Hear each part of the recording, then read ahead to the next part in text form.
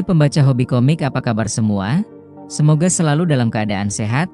Kali ini Hobi Komik ingin merekomendasikan dan mereview cerita komik tentang MC yang kembali ke masa lalu dan MC-nya overpower.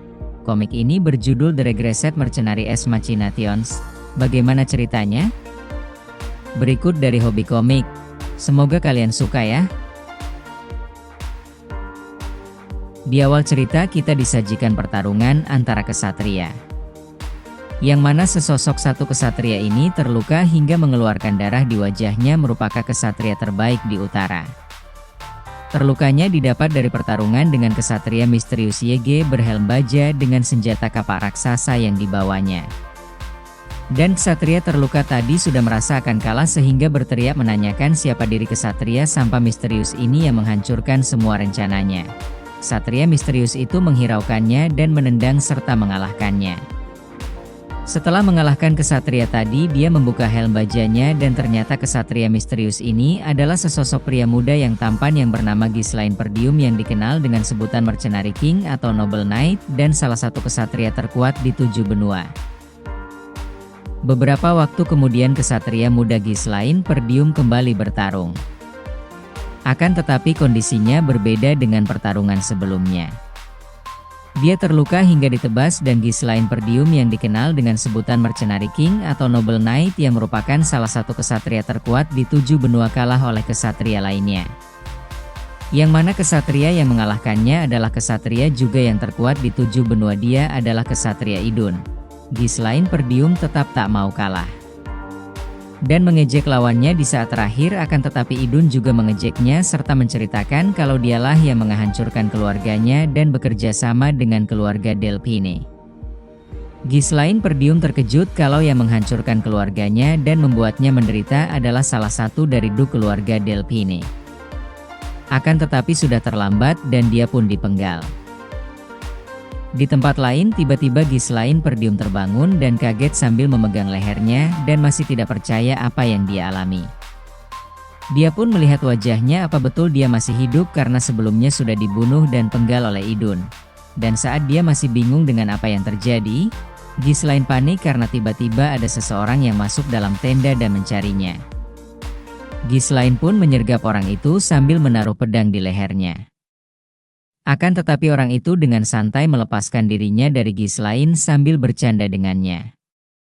Ghislaine Perdiem pun terkejut dengan sikap orang itu, bahkan setelah diceritakan kondisi waktu sekarang. Ghislaine keluar tenda dan melihat wilayah dan kerajaan keluarganya masih ada berdiri tegak. Kemudian Ghislaine Perdiem mencubit pipinya karena masih tidak percaya dengan apa yang dia lihat. Dia pun sadar kalau apa yang dia lihat adalah benar, bahwa dia kembali di waktu beberapa tahun lalu saat dia masih berada di istana dan saat masih jadi pecundang yang diremehkan keluarganya sehingga dia pergi dari istana dan keluarganya. Dia luar istana, dia berlatih keras menjadi kesatria yang terbaik untuk menunjukkan kepada keluarganya.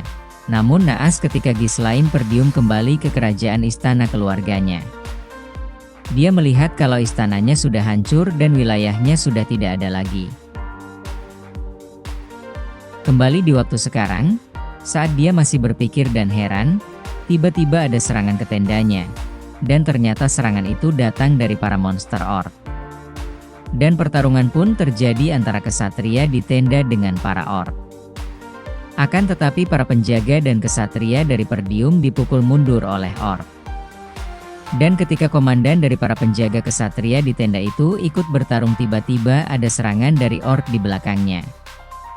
Dan Ghislaine Perdiem dengan cekatan menghadang serangan orc itu dan mengalahkannya. Namun saat Ghislaine mengalahkan orc itu, para penjaga dan komandan kesatria tadi terkejut dengan kekuatan Ghislaine Perdiem. Kemudian Ghislaine Perdiem membantu komandan tadi tapi ditolak karena dia tahu kalau Ghislaine Perdiem adalah seorang pecundang yang lemah. Ghislaine Perdiem kemudian menyerang kembali orc dengan sekali serang yang membuat komandan dan penjaga kesatria kembali terkejut dan tidak percaya dengan apa yang dia lihatnya. Seperti melihat sosok kesatria terkuat yang berpengalaman di balik kekuatan dan keberanian Ghislaine Perdiem. Ghislaine Perdiem kemudian memancing para orc ke arah ke tebing dan rencana ini bisa dari komandan dan penjaga kesatria Perdiem yang ikut mendesak para Eeyore agar jatuh. Akan tetapi Ghislaine Perdiem juga terjatuh walau sempat bertahan dengan pedangnya, tapi karena kelelahan dia pun jatuh. Saat sadar dia sudah terbangun di kamarnya dengan perawatan. Beberapa saat Ghislaine Perdiem sudah sadar dan terkejut melihat sosok yang familiar, yaitu pelayan sekaligus pengasuhnya. Tidak sampai situ, dia pun kaget melihat gadis kecil yang imut di dekat pintu yang merupakan adiknya. Yaitulah sedikit cerita pembuka dari komik yang bertemakan Overpower. Bagaimana teman-teman pembaca hobi komik, serukan komiknya? Mau tahu cerita selanjutnya? Jangan lupa tetap di Hobi Komik. Terima kasih sudah menonton. Jika ingin mendapatkan rekomendasi komik yang seru, jangan lupa untuk dukung channel Hobi Komik dengan cara like, komen, dan share.